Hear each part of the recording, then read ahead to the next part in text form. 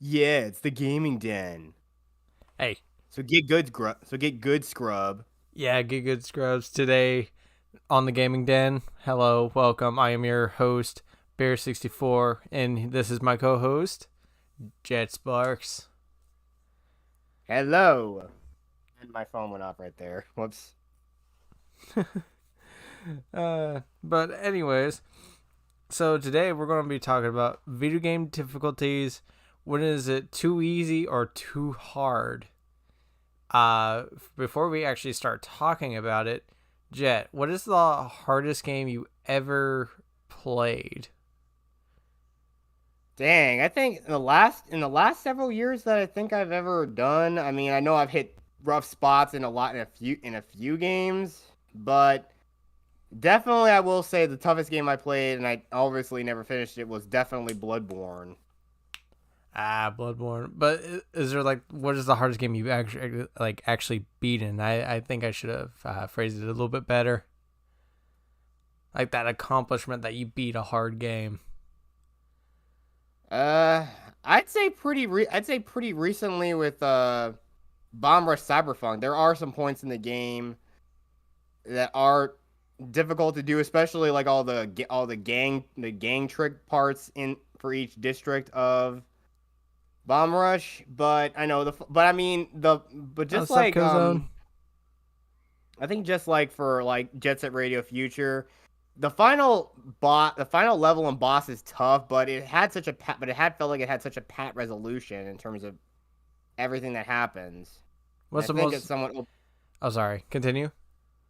Yeah, but I think it had a bit of a pat resolution. I know there are games that you go through hell and the ending is just not as well, very, very good. And I'm pretty sure, like for Bloodborne, I'm pretty sure you get like all the endings are pretty much the same except for the one where you get turned into a squid.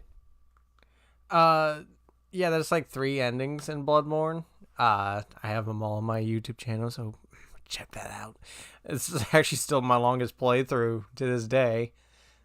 Uh, but I think you could still like beat Bloodborne. I would like totally want to do like a screen sharing while you play Bloodborne and like guide you through it because it's like a lot of people assume that Soulsborne players are absolute assholes when it comes to playing Soulsborne and like telling people like that all they say is get good. They actually are helpful with advice.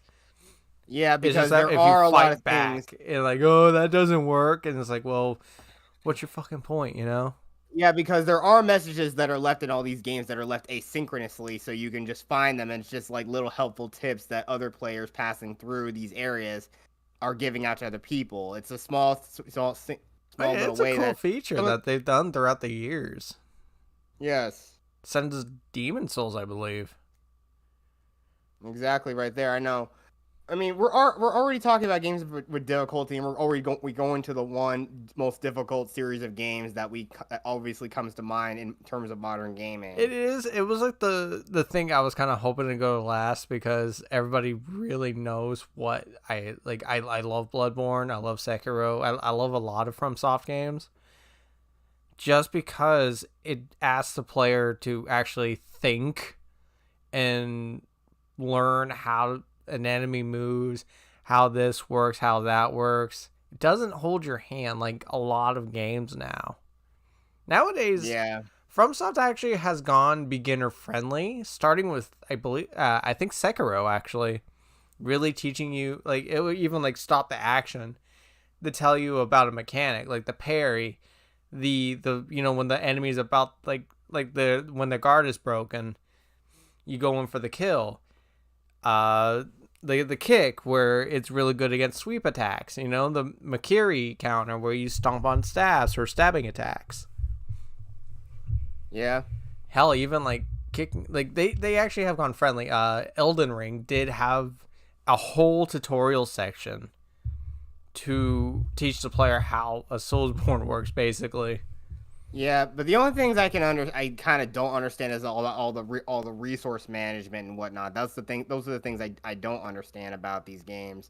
I mean, the basic attack, parry, and dodge mechanic is simple because those are just basic things about about combats. I can understand with Bloodborne with the healing, the blood vials. It gets annoying when you're first starting out playing the game. It was like, oh, holy shit, I'm out now. And like, unlike the Souls games, they don't auto refill. You have to grind them. Like in the Souls games, you have to rest at a bonfire, and you get your Estus flasks back. Yeah, and that's the whole thing. I figured that's the same thing you gotta do with the blood vials in Bloodborne. No, it's like You you gotta, have to grind for them. yeah, But I know. I'm saying you have to grind for the blood vials. 'Cause I know those were actually pretty scarce. Finding a few of them, and I had to try to. I think the most I ever stocked up on was like maybe 4. yeah, you have like a maximum of 20 before it starts going to storage. The the thing is about one mechanic that really separates that from the rest of the games is the rallying mechanic. If an enemy hits you, you could hit them back and get health back. Yeah, if you perfect parry them, right? No, like it was like just say, "Oh, enemies just smacked me." Okay, dodge to the side real quick and start wailing on them. You get health back right there and then. Yeah, and that's a little, yeah, only little by little, and even like healing doesn't really restore your health to full. Oh yeah, it just depends on like how much health you got and like how hard the enemy hits. But the parrying is quite like that is like one of the most satisfying things. They put the brick trolls. I don't know if you remember, um, the dude that's slamming on the door, like the big troll, the big brick troll slamming on the door. He's actually there to be a tutorial because his move is so easily telegraphed. He's actually really good for training too. Hmm. Yeah, I mean, you could actually see like the kind of like with those I beat forgot what Bloodborne and plat it. Nice kill zone. yeah, and again, commend those dudes. I mean, one of the greatest feats I've seen, at least for someone playing a Soulsborne game, is a person who, again, at this point, I'm not on speaking terms with this person anymore, but I actually did see this guy actually fight one of the hardest bosses in the game with no armor and with a soup ladle of all Oh my things. gosh. Oh uh Prime, right? Yeah, I know. I sorry, I don't want to. I know. I think you remember him, but I know it just. I don't want to. I don't want to mention his name out of like for his own privacy, even though I know he's a complete jerk at this point. I didn't know y'all had a little falling out, but let's not get into that. Yeah. Anyways, but yeah, there are those assholes. It's like, oh, ho, ho, I beat this game upside down with my dick. You know, it's not. There are those people that exist. You know, Yeah, maybe not that that do specific crazy stuff. thing, The crazy but- dude, like the crazy dude you're trying to complete it with both with the Guitar Hero controller and with the Donkey Kong bongos. Oh, the Donkey Kong bongos. That's pretty interesting because I actually do have the Donkey Kong bongos. And it's like they really don't have that much function.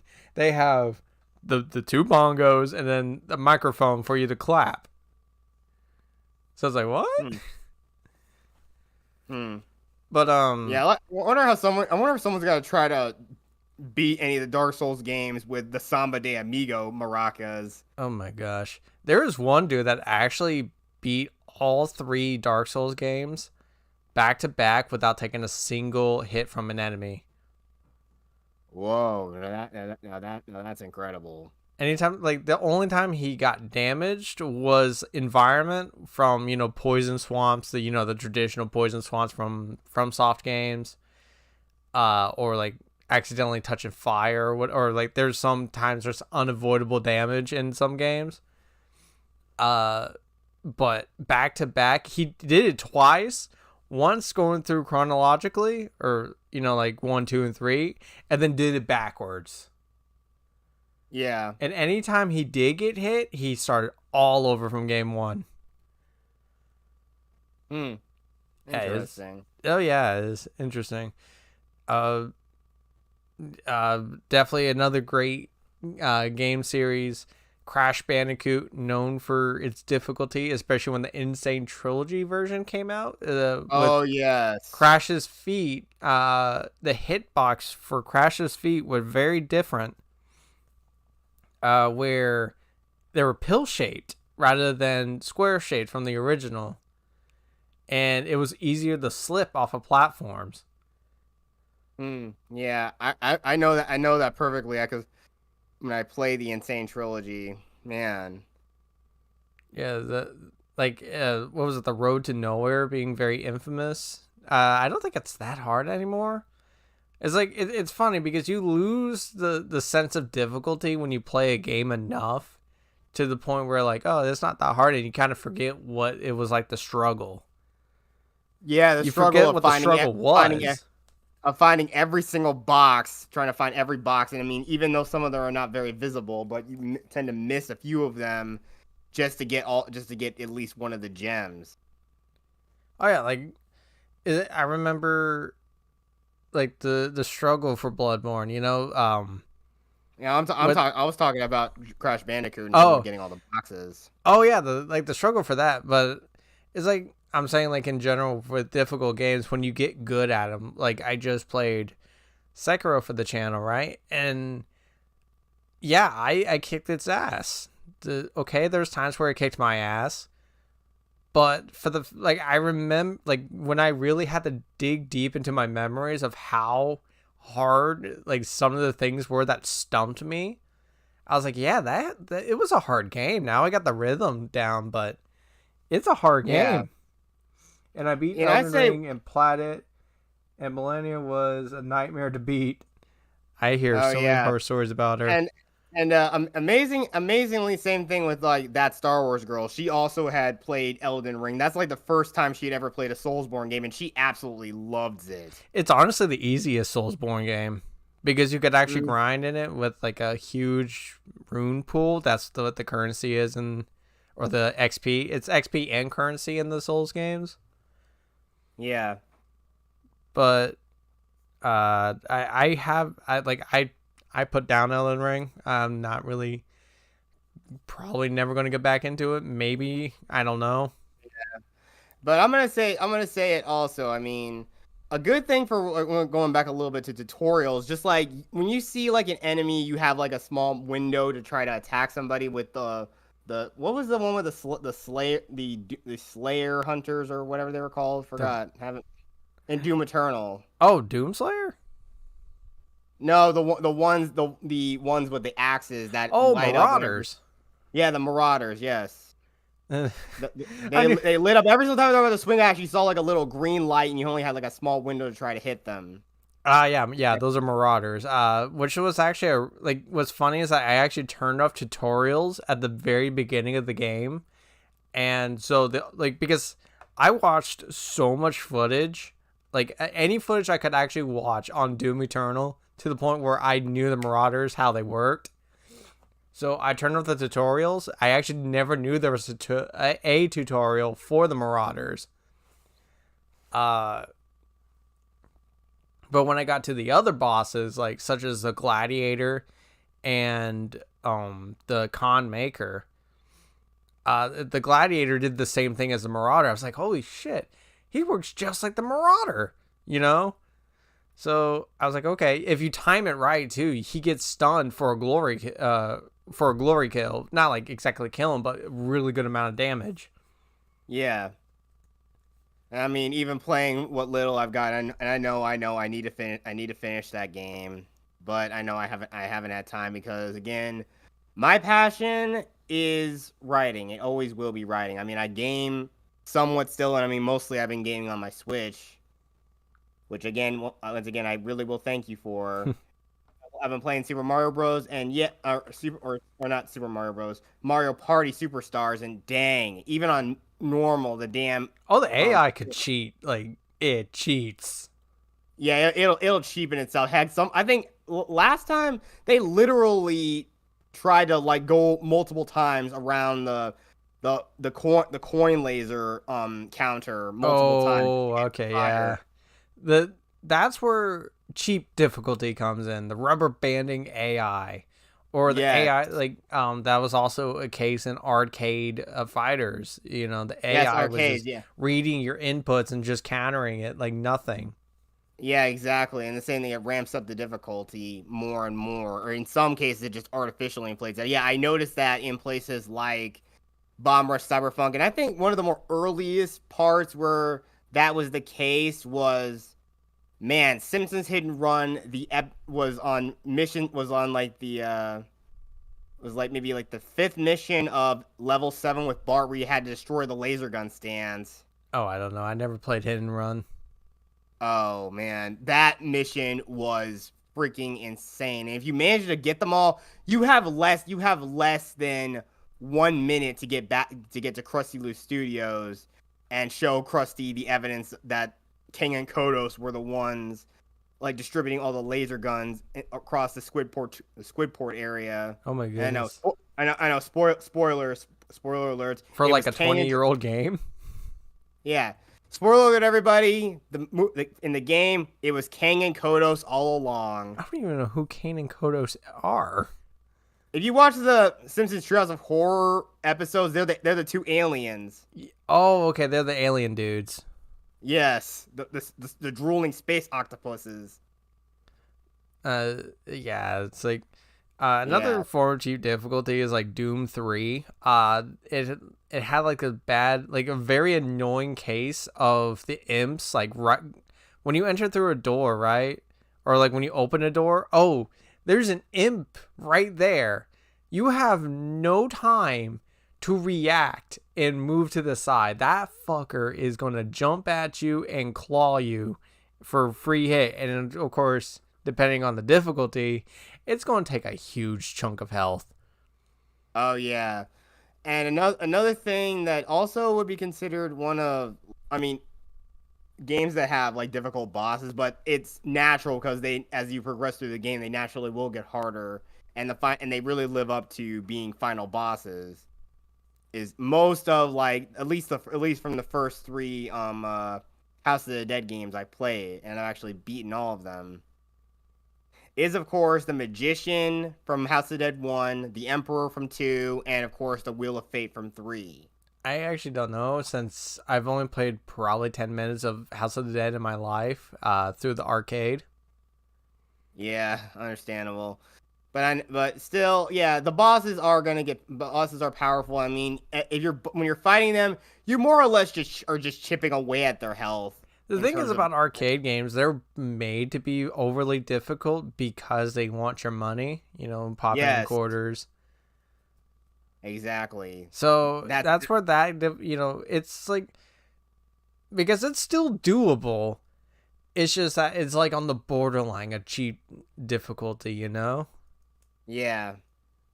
Of course, there's like the classic arcade games where it starts out easy and then it goes, "What the hell are you thinking?" Like Pac-Man, it ramps up in difficulty real fast. Like the power pellets, they last probably not even a second at a certain point. Like as soon as they turn blue, oh, they're flashing. They're about to go back to normal. Exactly the point. But still, I know, like I said, another thing with Simpsons Hit and Run, it was also the final mission of the game where you literally have to pick up cans of toxic waste. You have to go, but you have to literally, or basically the final mission is just done in 3 parts. You have to use 3 different vehicles. Go to the Springfield power plant, get a can of toxic waste, and drive it into the tractor beam of the flying saucer. And that's how you beat it. But the problem is you have less than like 30 seconds to try to get from the Springfield power plant to get to the school. Sheesh. Yeah, so that is like absolutely insane. I'm pretty sure a lot of people, this really annoyed a crap ton of people back in the day. Maybe. But like I said, people back in the day were built different. Yeah. It's like another difficult game that came to mind, difficult but fair, is Cuphead. Now it does have an easy mode for almost every boss other than King Dice and the Devil. And also the salt shaker guy from the DLC. But they take it away, but you don't gain as many rewards as if you were to beat it normally. Ninja Gaiden for the NES is really hard. I haven't played Ninja Gaiden on NES, but it's on my bucket list. Same with the Castlevania games, original NES Castlevanias. Yeah, and again, yeah, NES, yeah, they definitely were a challenge to play back in the day. Well, it's But I because know like the NES games were NES short. and SNES were behind. Like NES games were like really short just because of memory reasons. So that's why so many games were just difficult. Yeah. But yeah, Cuphead it Cuphead made a big splash in gaming history though.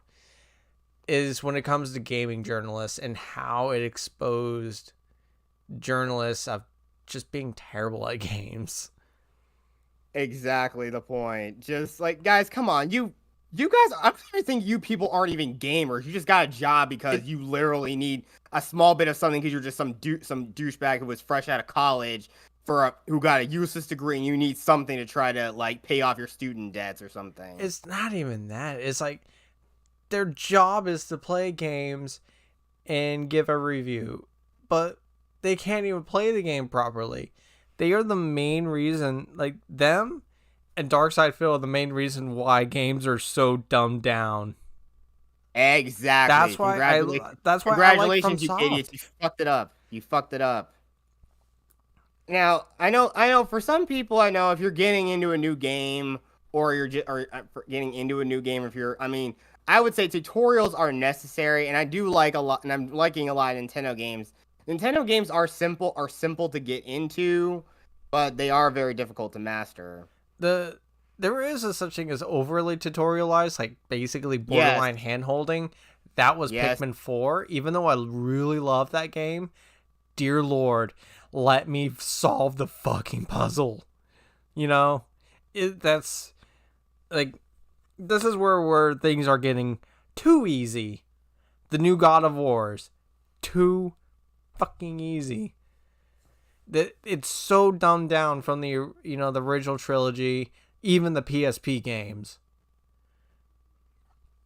Like nowadays, the developers are adding basically story mode where it gives you minor combat and then it just focuses on the story.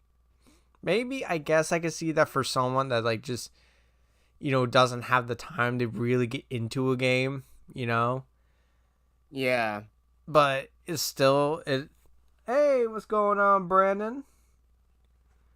What's up, Doc? But I mean, okay, what was I lost my train of thought. Brain chat again. I guess I'm Joe Biden for the day. I don't know. But the journalists, they especially have really, like, every FromSoft release, it's always been like, they should add an easy mode. It's like, no, how about you just, get good? Yes, yes, exactly the point. Seriously, guys, playing these. This is like the most easiest job in the world. You get to play video games and talk about them. That is like literally most gamers' dream job. But no, you get a bunch of blue-haired, associate's degree douchebags to review these games. If they're not talking about hipsters, like games needing an easy mode, or they're talking about misogyny in video games. It's like, guys, you guys have nothing better to do. They all look like a bunch of freaking hipsters. Congrats, Brandon, on your 2515 subscribers.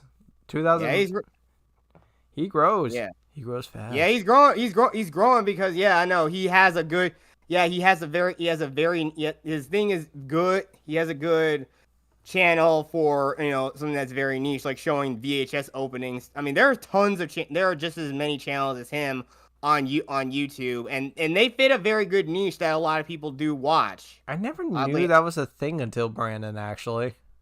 Oh yeah, there's tons of other channels just like Brandon's. I mean, he's one of the latest ones, and I know and I'm glad he's doing good. He's really doing well for himself with the VHS openings and of openings, DVD See, menu openings of various like Looney Tunes VHS tapes and whatnot, and that's what makes it good about.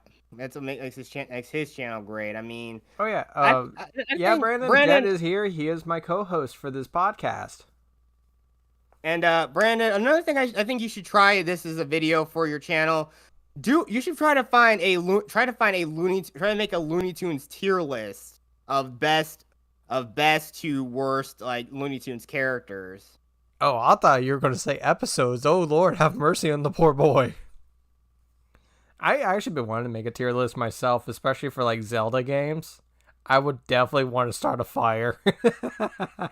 Yeah, no. There's also I think there's like someone did like an AI voice of like Mass Effect characters, and they were all talking about doing like Shepard was doing a tier list for all the Mass Effect squad mates, and some of them had some pretty good reservations about what some of them have said. Like especially like characters like Jacob, he was self-aware that he's considered one of like the worst characters in terms of characters, but he wasn't. He was like judging. He was putting them in tiers based on how well they played in combat, not in like not by how well written they are. Because if you're talking about Jacob as a character, yeah, he's straight at the bottom, lowest tier. My Garbage. favorite Looney Tunes character, that will be Foghorn Leghorn, the Yosemite Sam, Donald Duck, Marvin the Martian. You mean Daffy Duck? Dude, Shit, it's been a while. You got him mixed up. I'm so sorry if I offended you. What? What the heck? I don't know why I thought Donald Duck. I guess it's just me being tired. But and then Marvin the Martian. I love that. Wait, where's the kaboom? There was supposed to be an earth-shattering kaboom. What about you, Jet? What's your favorite Looney Tunes character? It's definitely the GOAT, the amazing, the long-eared Doctor of Delight himself, Bugs Bunny. See, the heart icon's like blocking the fucking message. What if you came to my channel for a stream?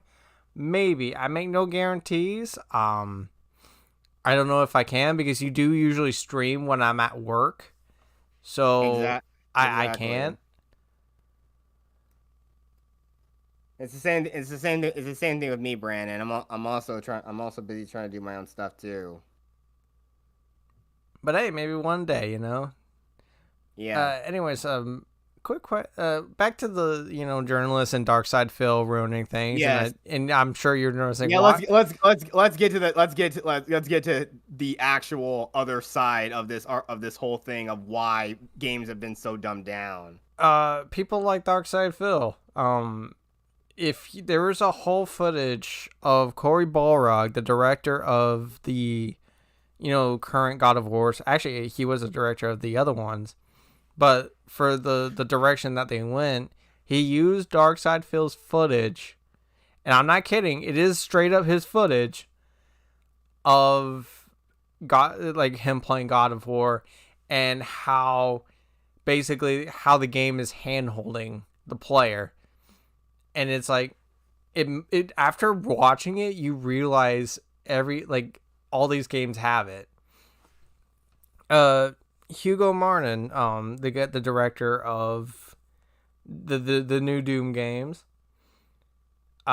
He the only thing they do is just have green lights, and it really fits in the environment with green lights around. Green means go here, Yeah. But then you could branch out. Okay, so I know where the green goes.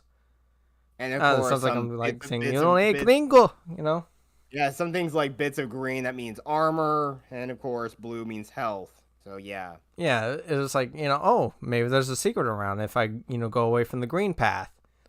But it's like, it's very subconscious at that too. Like before I heard him say it, I was like, oh, now I realize it, you know? Oh yeah. Or like there's sometimes clever little things using the environment of like, oh, this cord is going somewhere to, turn on the power. Mm-hmm. Yeah, it's just sometimes it's rewarding when you go off the beaten path and explore. I mean, but it's gone to the nth extreme with like open world games. And I know, Like, yeah, they also too handhold a little bit too, but everything is like completely unknown and it just stretches things out too far. it's really become a thing, with open world story games, like the new God of Wars, the new Spider-Man, and I do like the new Spider-Man gameplay. It's fun. It's stupid fun. Like it's like you could turn off your brain and have fun. We could have games that are just turn off your brain and have some fun. Because there are days where I'm too tired to play something like Doom Eternal, Trepang 2. Yeah, and it's playing Tetris. Tetris is always a good time. Like you think you're like, let me just play like a round. Like 3 hours later, you're And still playing. again, kudos to that Mills Gibson kid for actually beating Tetris. Wait, you could actually beat Tetris? Yep, some 13-year-old kid actually did it. What? It's insane. Man, where did I go wrong in my life? Yeah, but of course it was 13-year-old ruined beats because Tetris. yeah, but some stupid mainstream media news anchor in the UK basically told the kid, yeah, you need to go touch grass, kid. Like, What the fuck? He's 13. Why not let him complete? Like he beat yeah, what people thought Tetris. was like unlimited. Like it's unbeatable. It's just like, and that's the exact same thing. Like, just like, lady, look, I understand you're probably the type of chick that probably plays Candy Crush on her phone, but come on, get Oh real. What do you gosh. expect? What are you expecting to do? What are you expecting the kid to do? Cure cancer or something? It's just fun. Like it's great to have stupid fun. I've been playing Yoshi's Woolly World, and let me tell you, that game is piss easy. Yeah, finding the secrets can be tricky, and there's the special levels. They actually do ramp up the difficulty quite a bit. But Yeah. I'm smiling ear to ear while I'm playing it, just having a good time. Because the gameplay is Yeah. still solid. Yeah, even though at times, yeah, like Mario Party is BS, but still I'm having a lot of fun with it. Even also same thing with like Mario Kart, it's BS, but I'm still having fun. Oh yeah, that Mario Kart definitely got some BS AI, let me tell you. Like one time I was playing I was like going for the 100% for Mario Kart Double Dash, and I kid you not, somehow I did it. I was on 150cc mirror mode trying to get all the trophies for that one. And I got hit by 3 fucking blue shells in one lap. And it was the Wow. final lap. And it was a miracle that I got first place. Oh yeah, I can imagine. Even playing it recently, I got hit by a couple blue shells, and I'm surprised I actually still came in first. The thing is, the physics in Double Dash are very different compared to Mario Kart 8. I honestly like the physics more in Double Dash, just because they're a little bit more chaotic. Like, I don't know. It's like I really like Mario Kart 8, but it feels a little too clean. I don't know how to describe it. I guess maybe like it feels too good. Because Yeah. it almost feels automatic, and I'm not even talking about like the little antenna that makes you auto steer. Exactly. I see. And I mean, like, it's not. I mean, but also, yes. Still comparing Mario Kart to CTR. I mean, CTR is honestly, in terms of its drift mechanics, it's like, CTR is actually kind of fuck you hard. Especially in the story mode bosses, they can actually be challenging. Yeah, they really are challenging, but I like the drift mechanics that you can do 3 per drift. Dude, you need You to can actually you actually need to watch This Is How You Don't Play CTR, because there's The what was the it was the mafia weasel dude. I can't remember his name. Pinstripe. Oh yeah, Pinstripe Yeah. Potteroo. Yeah. So I remember playing that. I remember playing that level. Dear God, yes, it was annoying because those things you could easily fall off the track multiple times, and the same thing applies. I mean, it's annoying, but again, we already know the final boss on Oxide Station against Oh Oxide is gosh, Oxide bad. is crazy, but DSP took like in 45 minutes to an hour trying to beat Pinstripe when I took like probably 3 tries. Yeah, it took me about maybe 4 or 5 tries to beat Pinstripe, I think. Yeah, but Phil, like the dude was getting salty, and it's funny because this man like years ago he goes, I could pick up a controller and play any game at a professional level. Bitch, I just watched you play Dark Souls for the first time. You rage quit it. And then he goes back and doing it and still gets handheld by his chat. Hmm. No, wait, no, I don't think he had chat at the time. I could be wrong. But Oh, the man. no, his viewers still handheld him, though, like through comments. Oh boy. And that was like, Yeah, that's, people might as well just he might as well just start wearing he might as well start wearing a pacifier and wearing a bonnet and a diaper from now on. I swear, the man really prefers just like very bland Telltale story games. And I do like a couple Telltales, Wolf Among Us being my favorite. But I remember when I was playing Batman 2 from Telltale. I played only the first season. Yeah, the first season was actually decent. I liked it, but after like, playing a lot of games that really challenge you, like the real challenge of Telltale games is not being bored. It was like, I honestly want, like, it was an easy platinum trophy, but I was like, is it worth it to go through this slog?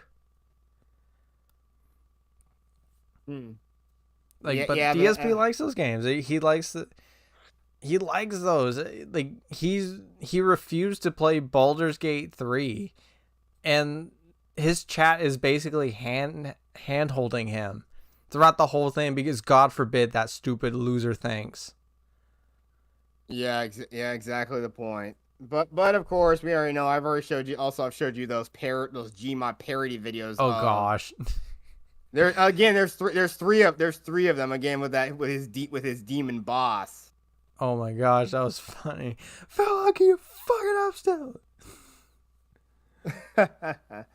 Yeah, but like I said though, yeah, I mean the same thing goes with those interactive movie games. The only ones I can think of that come to mind are all the ones from Supermassive, like Until Dawn, Man from Media, and more recently with the Glory. I couldn't get into Until Dawn. It was just I played like 30 minutes of it. I'm like, that's not for me. It was boring. Yeah, I could say a game that I definitely got bored playing really quickly was Destiny 2's beta. At least Destiny has gameplay. Yeah, but that is true. I can't. I haven't played Destiny, so I haven't played either. Yeah, but I mean, again, Destiny is basically just just another version of Borderlands. I mean, Borderlands did everything so well, and it did with its cartoony, cel-shaded art style. I really love how it still also supports split-screen multiplayer. Yeah, Borderlands does? Yeah. Yeah. Like, even the latest one, it still does split-screen multiplayer.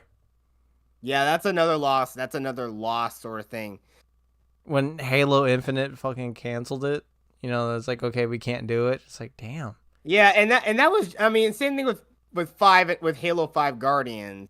Yeah, they literally, it felt like it was a very cheap way to try to like entice people to buy more Xbox consoles because they were literally lagging behind PlayStation. Yeah, although Xbox really picked it up in later years, especially with Game Pass being a thing. True. But yeah, tangent over about that. Back to gaming difficulty. What is the most difficult challenge you've done though? It's like it could be in like a easy to moderate game, but there's that one challenge that actually felt impossible. Oh yeah.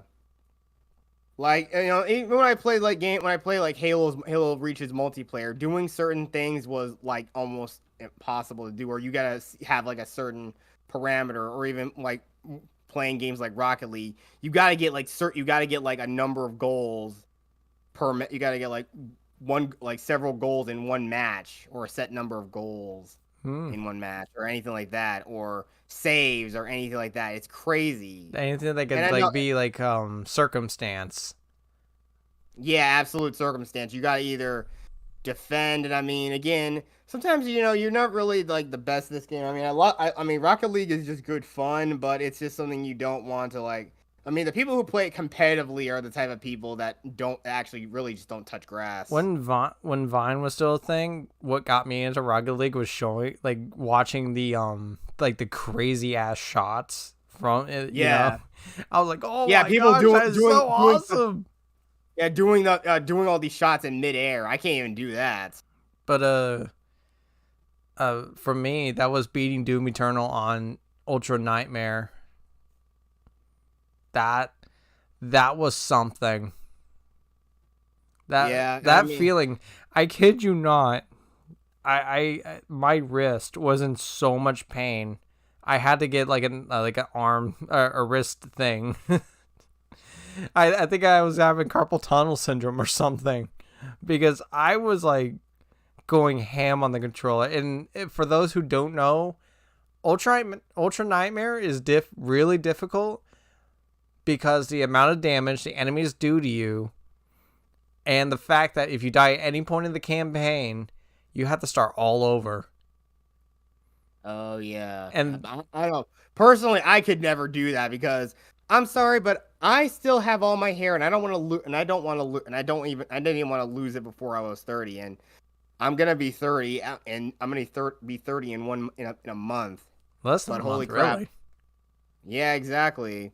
And I mean, look, and that's the whole thing. Like gaming for me, it's just like I just want to have something I can just relax and just relax for a few hours and just play around Oh yeah. and just have a little bit of fun. It I'm not trying to platinum anything anymore. And plus, like I got other priorities in life now.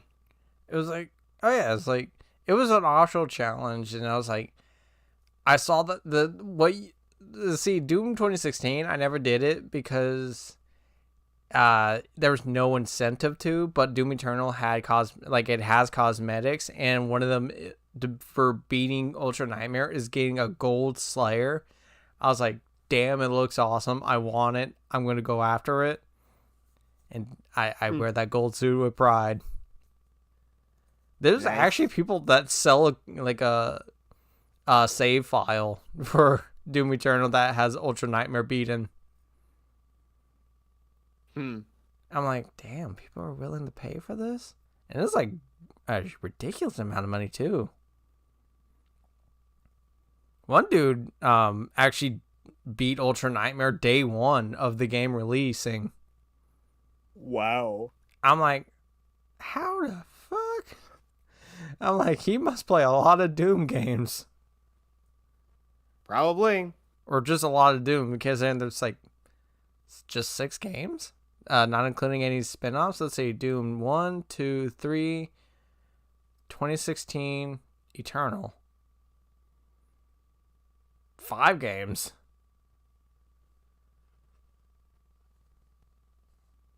Damn. Uh, but no, I remember in Bloodborne, going back to that game. I actually did stop for a good while because the blood-starved beast was the biggest wall for me, and it's still hard for me to this day to beat that fucker. Just because how fast and visceral this little thing is, and the fact that he poisons you throughout the match. Like by phase 3, he has this aura of poison that if you're just near him, he poisons you. Man. I And mean, and that's the whole point. Just even if there's just a dang effect that's hampering you in the boss fight, that's crazy. oh yeah, and it's like, yeah, there's antidote that gets rid of it, but dear lord, you're limited on it, and it's pretty expensive in the hunter's dream.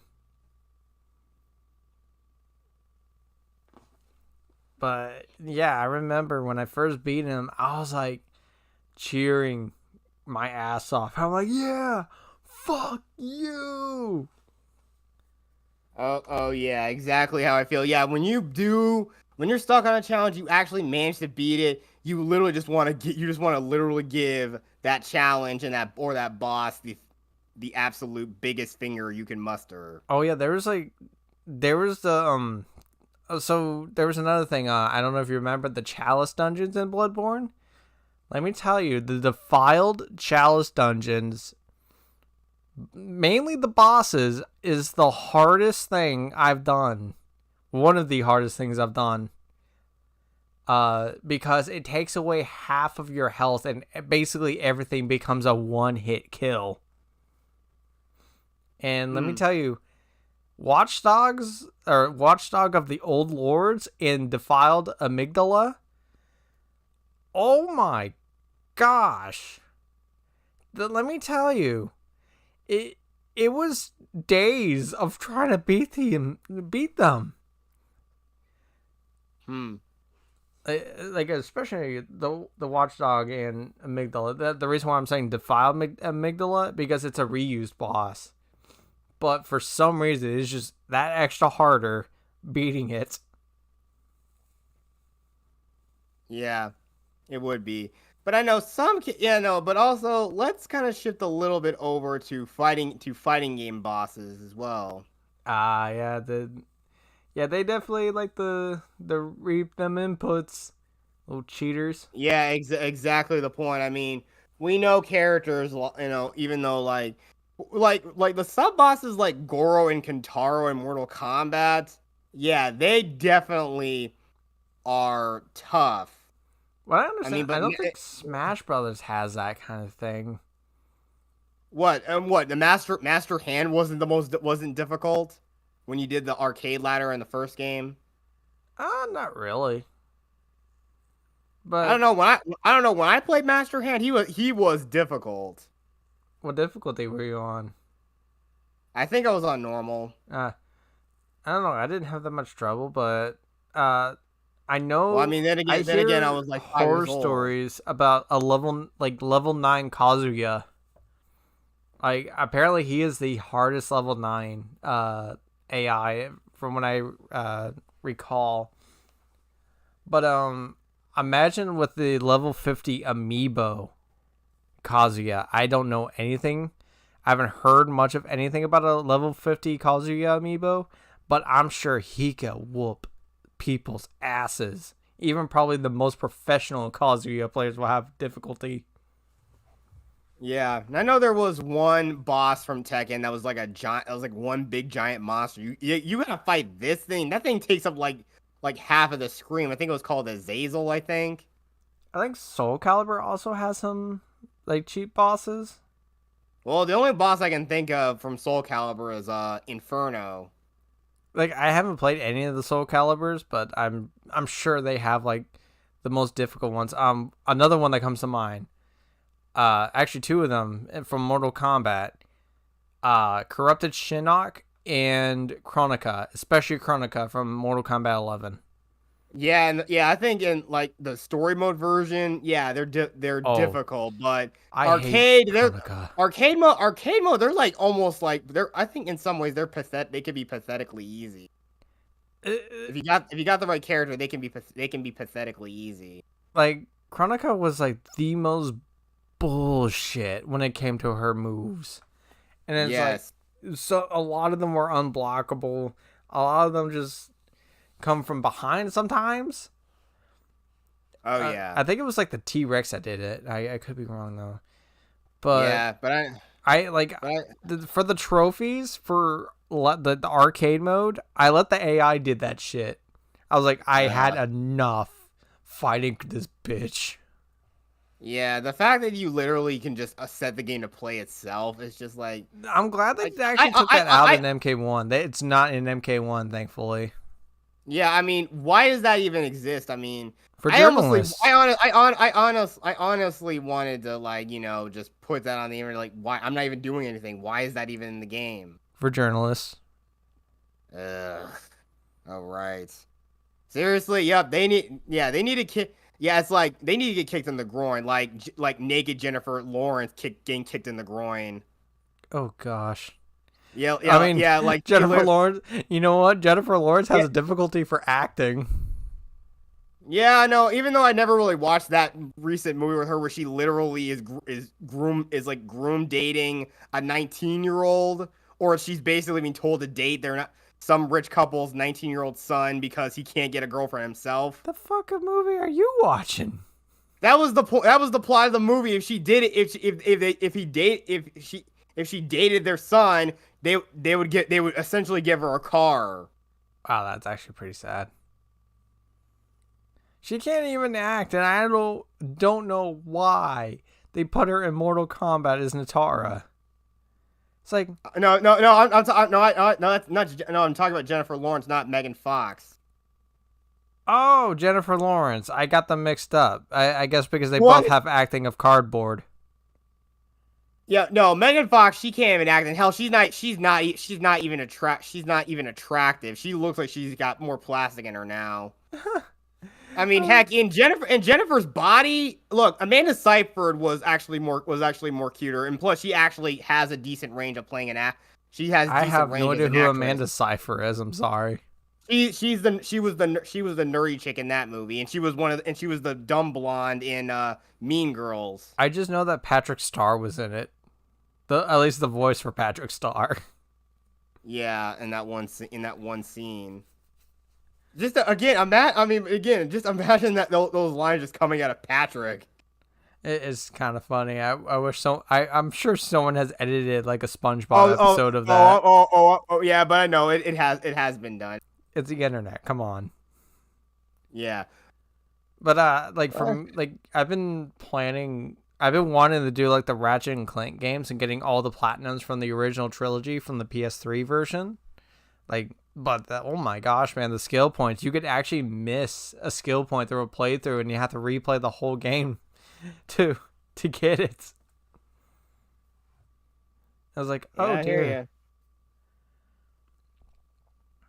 But I still want to do it because I did platinum trophies for Into the Nexus, Crack in Time, uh, Ratchet and Clank 2016, and Rift Apart, which actually Rift Apart was very disappointing trophy list.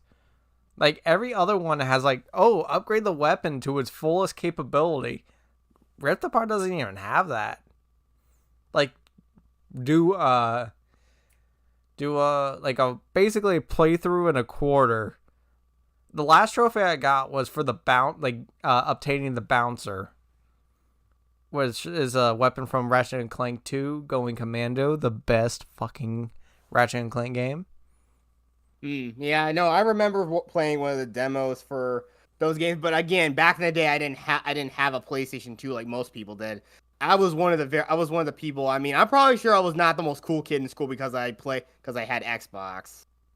I I don't definitely know. I wasn't. think that's pretty cool. It's like you're the Xbox kid, you know, you're unique then. I don't know because most kids I grew up with, they had a PS2 and I had a PS2, but they had a I hardly played GameCube. my PS2.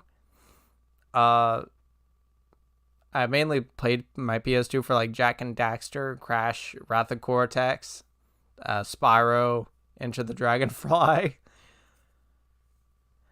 All the Yeah. Jack and Daxter was like probably the only good one out of those. Oh, Dance Dance Revolution with the family. Oh, yeah. I shit you not. Like whenever a song comes in from that was in Dance Dance Revolution, I'm like, oh my gosh, now I want to play the game for about 3 minutes and then that's it. Yeah, but I know that's the whole thing though. I mean, yeah, those things are obviously pathetic. All those games are supposed to be like, I know some of the things like on Dead Set Revolution are hard, but these family type games are meant to be like pathetically easy. And again, they're made for like, the super casual market. And I mean, of course, That's that's like also because that's pretty with much the a lot Wii of games. Nintendo games. They are geared toward kids and families. like the newer Mario games. Yeah, Mario Wonder isn't the hardest game. It does have hard levels, but there's like only one level that made me want to pull my hair out. Like the very last one after 100%ing everything else. I was like, when I realized, oh my gosh, there's like big purple coins in this. After I missed one, I'm like, I don't even know where that is. And like, and it's like the checkpoints are scarce. There's only 2 checkpoints, and the level's really long and hard. Oh my gosh, don't take that out of context. But let me tell you, it was a challenge. That only level was a challenge, but the rest of the game is pretty easy. A couple deaths here and there. But yeah. But it was still a fun time. That's another example of like easy, but you still have a good time. When it's piss easy, you're not having a good time. You're just, sitting there dumb, being like DSP and the game journalist. Or in some cases, him like doing him choking the chicken, and he doesn't even know he's live, like an idiot. Oh my gosh! Oh my gosh! The camera's on. The camera's been on the whole time, huh? I didn't even know. Yeah. Hello. Yeah. Hey, well, I gotta say, well, pal, I gotta say something to you. That was awkward for everyone watching. Oh my gosh! Thankfully, the camera wasn't lower. Oh God. Thankfully, it wasn't. I'm like, oh, then he wouldn't be. Yeah. Again, that quote I just said was literally from the Attack on Titan abridged. Where that drill sergeant sounds like freaking Joe Swanson. I have not seen that. I've watched like few episodes of Attack on Titan. Like I haven't watched it, but it's from like it's just a clip from like the abridged version, I think. Not the actual anime. Yeah, I've actually I've watched the actual anime like first season. I'm like, I know. Again, okay. I'm not. I haven't watched any of these animes, and I don't really intend to. Especially if somebody tells me that I need to go watch One Piece, like I'm gonna tell you, no, I do not want to waste my time. And even then, I'm sure One Piece is great, but dear Lord, I am not gonna watch 1,000 episodes. Exactly, and the same thing was playing Kingdom Hearts. I do not have the time nor the money to actually try to play through those games to understand every single little bit of the story. I don't even want to sit down and watch the lore bits because there's so many freaking retcons to this story over the years. Like literally all the characters are all just extensions of the main character. They're all just like different versions of him, essentially. It's the difficulty of understanding story. Yeah, more or less with Kingdom Hearts, not the game itself. But it's like I want to give Kingdom Hearts a try, but at the same time, like, Yeah, RPGs like that are just overwhelming, and I think some of these that's another thing. I mean, the RPG elements of certain games. I know why some people don't want to like get into them because they're too overwhelming. It's like I'm like people are like, oh, I had a friend at or a coworker. He was playing Baldur's Gate 3, and he's like, oh, this is a really good game. Are you interested? I'm like, nah, I'm not really into RPGs and overly giant worlds. Yeah. Like, I got turned off from Tears of the Kingdom after 10 hours. Then, by finding the depths, it's a whole another world under the world, and it's as big as the one above. And then, of course, there's like a bunch of sky stuff. Yeah, it was same thing with me with Fallout 4. I could not get into it. I got bored like 20 minutes. That's actually a lot of people. You're not the only one. I hear Fallout 4 was pretty bad. Yeah, but I know one thing. I'd give it a second try, and I cannot believe it. And I got it digitally that time, and I pretty much wasted my money on it. Twice. The difficulty of spending money and getting it back. Or not getting it back. Yeah. Can't get it back. Because Sony's policies are stupid. Same thing with Steam and maybe Xbox. Actually, Steam is actually very friendly when it comes to getting refunds. It's like I don't think some people. I don't think anyone. I don't think some. No, it's like if you play less than 2 hours of the game, you get refunded, I believe. I could be wrong, but I think that's the general gist of it. Sony, I it's think I would like need more. I think I would need at least more than 2 hours to know if I actually like a game or not. it depends because Hugo Martin, the genius that he is like you have to suck in the player from level 1. Yes.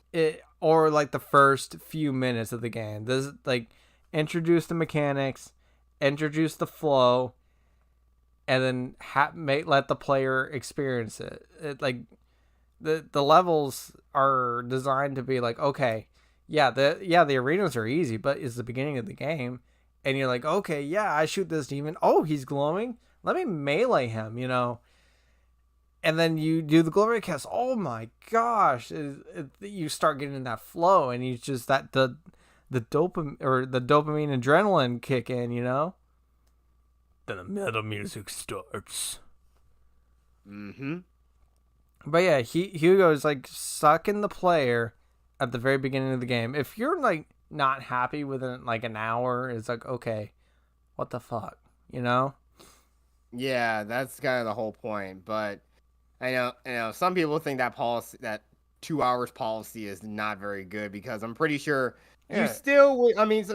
Given how time will fly when you play a game, like even if you're playing like the first level, it could still take you like maybe a couple hours if you're just new to the game. I'm actually looking at it right now. Return policy.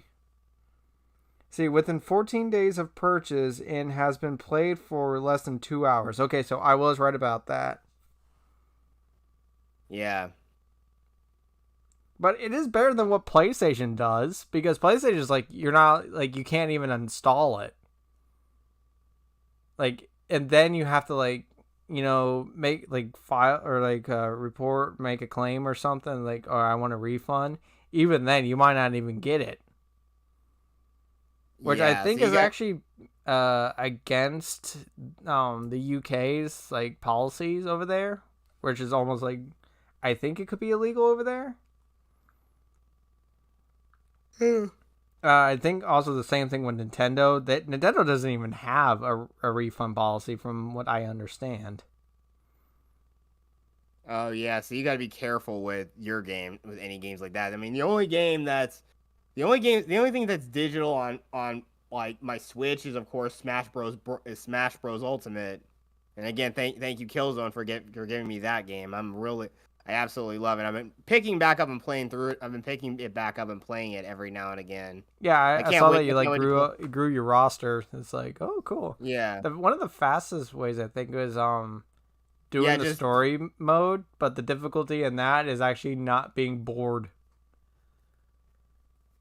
Like the story mode for Smash Bros. Ultimate is bad compared to Brawls. Yeah, it's bad. I see. I think I just probably just be playing the normal, just playing all the characters, just doing like regular Smash. I know you like get like an incoming challenger like every 3 matches, I think, or every how many matches. I don't know. It's been since 2018 since I've unlocked all the characters, so I really don't remember.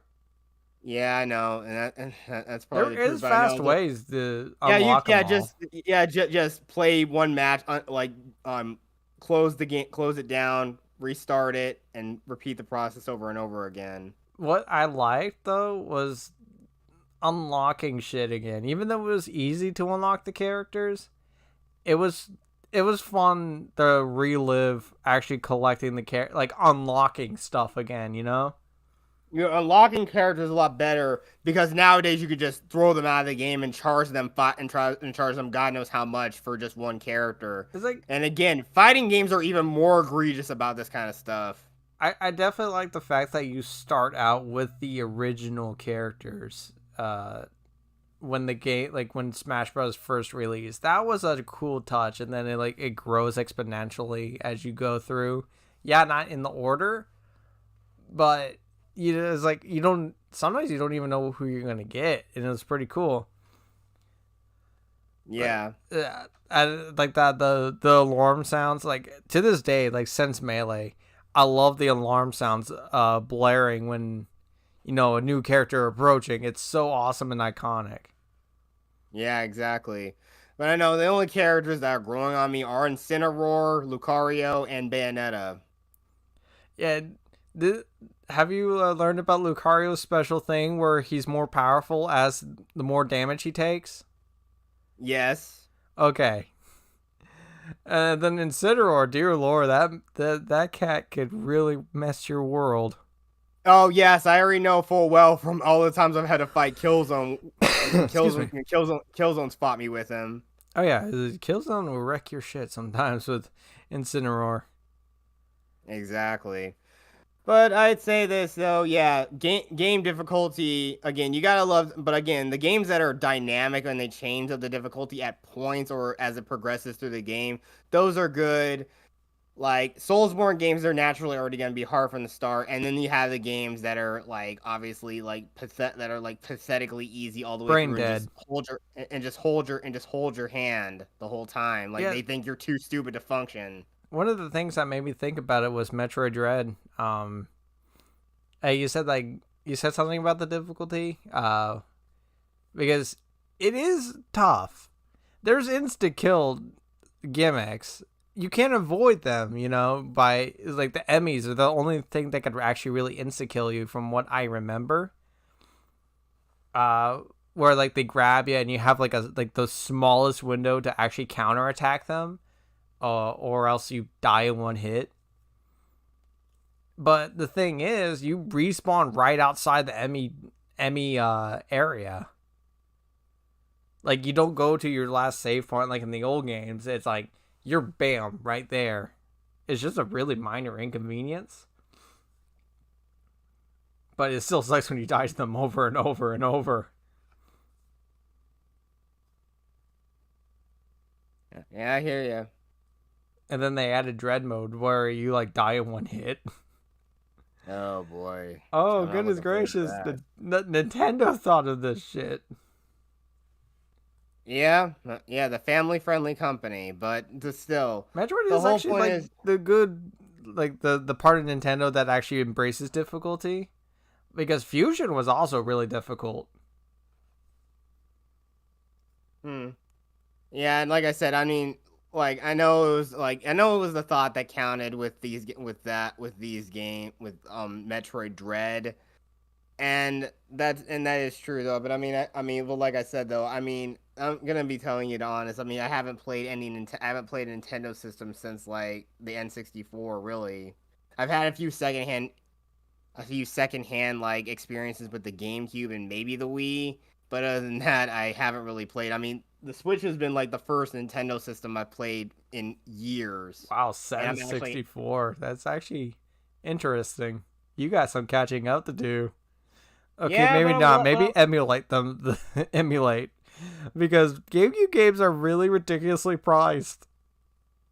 yeah, but I mean, but it doesn't really matter. I mean, I'm just happy that I got a amazing system. I mean, when I first saw the Switch, yeah, it was automatically something that I want to get this at some. I really do want to get this at some point. It looks so amazing that I could play it on It, my TV and just pop it out and play it like a handheld. That was interesting. I just love the versatility of the it's Switch. innovative, and I hope Nintendo keeps up with it because they combine their two biggest markets in the world. Like Sony has tried making a handheld. They made two. The Yes, and there and I that don't and think that damn Xbox wants like to PlayStation. attempt. That PlayStation One. I know. Again, we also have the Steam Deck, which is basically just a Switch for like Steam users. Which is actually really cool and more powerful. So, and then you on top of that, you can emulate. So, it's pretty interesting. And then I'm not counting the PlayStation Portal because it's just basically a Yeah. remote play thing. And Yep. it's like not even that is like you require internet and shit. It's so Yeah. stupid. Exactly.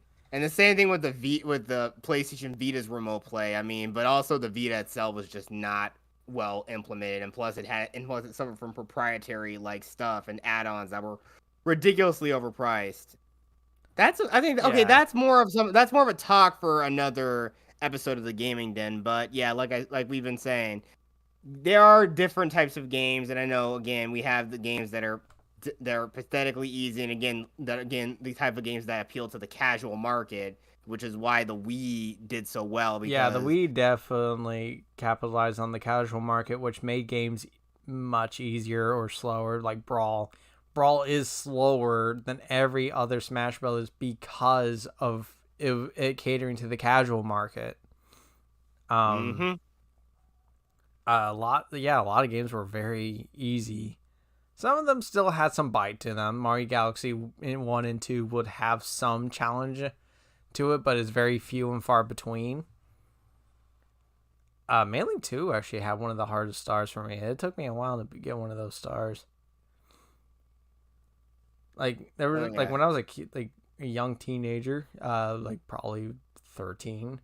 I even used the cosmic guides. I know, sin, but I was terrible, especially at We never even mentioned Donkey Kong. Oh right. Donkey Kong Country See, games. oh yeah, yeah. I remember seeing. I remember there was like somebody. I think a teacher I knew they actually had like an old SNES, Nice. and I saw one of the kids playing like Donkey Kong Country. Let me tell you this. The new Donkey Kong Country games, they're not that hard. I'm not saying that to be like a contrarian, edgy edgelord, Yeah, whatever, yeah. I mean, but but they're that's the whole not thing. that hard. Yeah, but I mean, a game that has more balance of difficulty, where everything is fair. You can do good in some sections, but some parts are difficult. Some parts are difficult. You just got to be persistent and time all your inputs right, and you'll ace it. That's just the kind of games that I'm pretty sure most average gamers will just gravitate toward. Not something that's the ultra hard, things like Dark Souls, and nothing that's like super easy, like a dang match 3 game on a damn mobile phone. Yeah, and, I mean, it's funny. You say Dark Souls being ultra hard. I mean, it can be easy. There are Yeah, ways to make it easy. if you know if you know what you're doing, you know how to like Oh, even correctly before that, time. there's like you could. I know you could get like one of the best swords in the game. If you go under the bridge where the dragon, like the first dragon you meet. Oh, I love Donkey Kong games. Same here, Killzone. Uh, the first dragon, if you go under the bridge where he perches, like on the castle, where he guards it, so he like breathes fire down on you, whatever. You go shoot his tail off and get a sword out of it, and it's like one of the best swords in the game, and it's like the beginning of the game too. Hmm. The hunter's axe, which I use a lot. It actually does carry you for the beginning part, but apparently it does get worse over time with its moveset. Yeah, But yeah, and I because make that yeah, shit if there's work. anything that how it works, yeah, you have probably most likely have high attack power, but low Oh maneuverability. yeah, you got low maneuverability, even one-handed mode. Yeah, exactly the point. I mean, swords that's why I always gravitate more towards swords in terms of melee combat. It's just swords are just the jack of all trades. I mean, if you're going for something like daggers, you got high maneuverability, but you got low attack power. Uh, yeah, it's like the typical thing. Bigger thing hits hard but slower. Smaller thing fast but lower damage. Yeah. Another thing about going back to Donkey Kong. Uh, yeah, it, I remember playing Tropical Freeze for the first time and getting 99 lives before leaving World 1, and I didn't even intentionally grind. Oh, excuse me. Mm. Like I kicked that game's ass until the final boss. That one really kicked my ass. But what else about? I was gonna say something else about Donkey Kong Country, and I totally brain shattered again. This is a consistent pattern, That's isn't it? kind of concerning, I guess, because I'm just tired from work. Yeah. And I think that's true about it. But yeah, we have talked a good chunk about difficulty in games. I think it's about time. I think we should Oh, start wrapping that's this what up. the one more thing about gaming journalists. The Dark Souls Okay. of this thing. Remember when Crash Trilogy came out? This is the Dark Souls of platformers. That's what started. Are you kidding? Are you guys Yes. kidding me? I'm not kidding you. They're like, this became You a fucking meme. you hipster babies. Let's see. My Please. favorite Bloodborne weapon is a Whirligig Saw and Moonlight Great Sword. The Whirligig Saw is pretty awesome. The pizza cutter of doom. Yeah, yeah, you have the giant. Yeah, you have your giant like great swords, Swahinders, or Oh, Cloudbuster swords. like you feel the weight of those things when you swing the great swords or the Whirligig Yeah, Saw with the saw attachment on, because it has two modes. It's like a mace and a giant ass saw. yeah. But we've rambled long enough. Thank you everyone for watching. Take care. Have a go and subscribe if you want to. Jet, real quick, I know for a fact you have something to plug. Go.